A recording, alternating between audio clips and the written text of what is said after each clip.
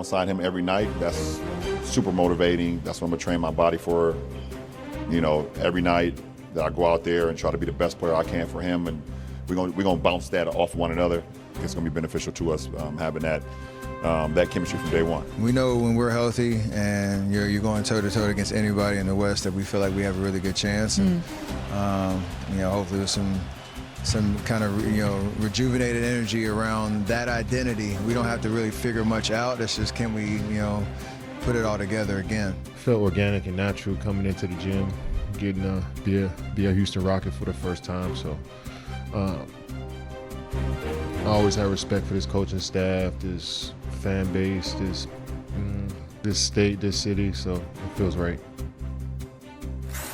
You've been locked into the NFL. Maybe you've forgotten. NBA Media Day means that the season is just around the corner. So as we look ahead to the NBA season, Stephen A., what are you most looking forward to? I'm looking forward to my Knicks, my New York Knicks, capitalizing off of the Achilles tear to Jason Tatum, the Achilles tear to Damian Lillard that ultimately led to him departing from Milwaukee and going back to Portland, the Achilles tear to Tyrese Halliburton in Indy. The New York Knicks are going to the NBA Finals. That is what I am looking forward to. It's happening by default, but damn it, the opportunity is there. I mean, what do I care? You know what I'm saying? I mean, I wish them all well. I know. Jason Tatum was here last week. Nothing but love for the brother. I wish him a speedy recovery. Not fast. But take the season off. Relax. Tyrese Halliburton, take the season off. Go ahead. Cleveland and Detroit, I recognize Detroit is coming. The Cavaliers, they wet the bed last year. I think they'll try to make up for it this year. Donovan Mitchell's my boy. I love him. The brother's big time. But the opportunity is there. Is there? To go to the NBA Finals. I am picking the New York Knicks to represent the Eastern Conference in the Finals. The Finals will be here in the Big Apple. The Finals.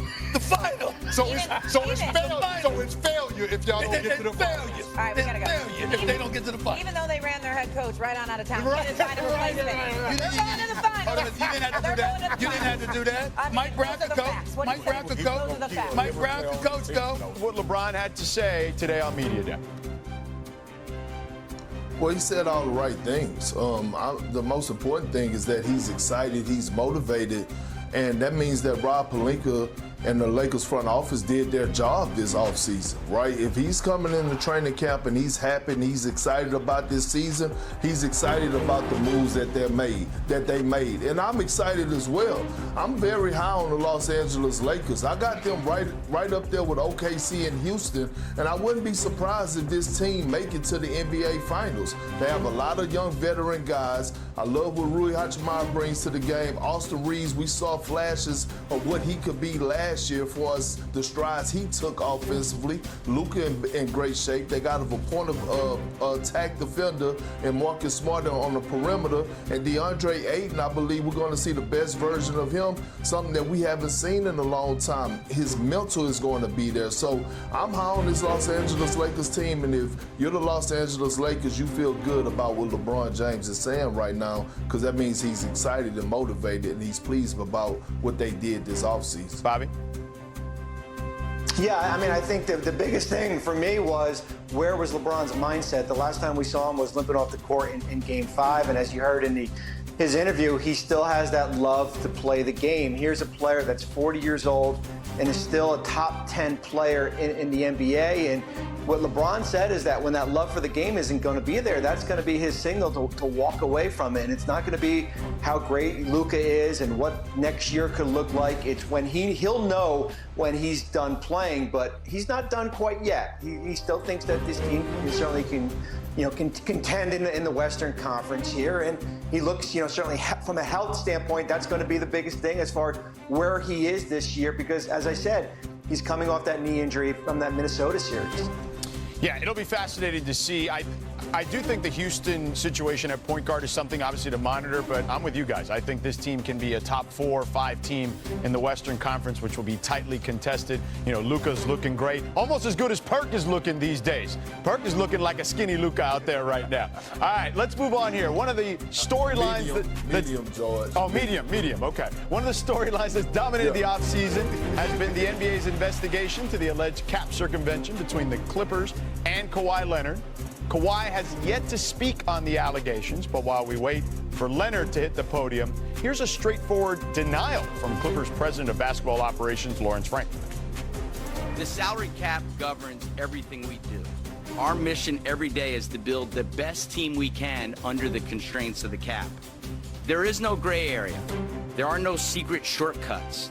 It's clear what we are and are not allowed to do. The accusations made against us are serious, and they don't line up with my experience, my reality. We will cooperate with this investigation and let this process play out. But we're eager for the whole truth, the whole picture. We're very confident that we're on the right side of things. Dennis knows the rules, Kawhi knows the rules, Mitch Frankel knows the rules, and we know the rules. Bobby, where do you lie on all of this thus far? Yeah, I mean, it's similar to what I said a couple weeks ago when I was on the show. What the optics say and what the eventual proof will eventually say are probably two different things here. Listen, we live in a world where salary cap circumvention is the cardinal sin when it comes to how the league looks at it and how the teams go about their business here. And I believe what Lawrence Frank said on TV or when he did his media conference earlier today. They're not going to salary cap circumvent to basically go out and pay Kawhi Leonard more than what they already paid him, which was the maximum salary allowed here. We'll let this investigation play out. If they are convicted of it, yes, they will pay a significant penalty. But until they are convicted of it, I believe where the Clippers are right now. Medium Perk? I'm with Bobby. Like, we got to let this play out. You know what I mean? A pair of lips could say anything. You have the reports, but let the investigation take place. Let it happen, and let's see where it's at right now. I mean, once it's over with, but as of right now, it's just a lot of speculation, and so, you know, I'd rather not even, dive too deep into it.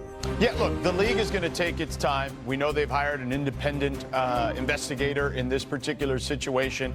And I think you do take your time in this situation because you want to make sure that whatever you find, you give the investigation firm an ample amount of time to dig into things and make sure. All right, Malika, great stuff from you and Steph there. All right, Perk, got to ask you, what's Chef Curry going to have to cook up this season to reach the expectations that they have for themselves? Well, I mean, he's going to have to play like a top 10 player in the league. And one thing I would never go against the light-skinned brother with the green eyes, especially with him having Jimmy Butler alongside of him. But the problem that I do have is that Malika just talked about it and asked Steph about it, about basically not having, everybody there for us to start a training camp. And I know how vital it is when you're trying to compete for a title and go win a championship, especially getting out of a tough Western Conference. It is crucial to get off a great start. Training camp is more about just what you do on the floor, but it's about the camaraderie, the chemistry that you build off the floor, and they really have to get this Jonathan Kuminga situation done real quick, whether it's, they're going to come to agreement and sign them and he's going to show up or whatever the case may be, but they need to get this behind them. Bobby? Yeah, I mean, I think we have to look at what they did after the Jimmy Butler trade last year as far as being one of the best teams in the Western Conference and what this team could have been if Stephen Curry had remained healthy here. I think I look at big picture for where this Warriors team is. If we're looking at tiers in the Western Conference, I think they're in the tier 3 among all teams. Oklahoma City's in tier 1 by themselves. And then we look at teams certainly like Houston and Denver in that tier 2. Clippers, I would also put there. And then them and the Lakers in tier 3, but certainly with room to improve to get to that tier 2. My big concern with Golden State is, as Perk just said, the Kuminga situation here. We're going to get some clarity on that by Wednesday Thursday, October 1st, when that qualifying offer is set to expire, if he takes that or a new deal. And then also the age of this roster, when you have 4 players, now added Al Horford, who are in their mid-30s, who are going to play a lot of minutes during this year.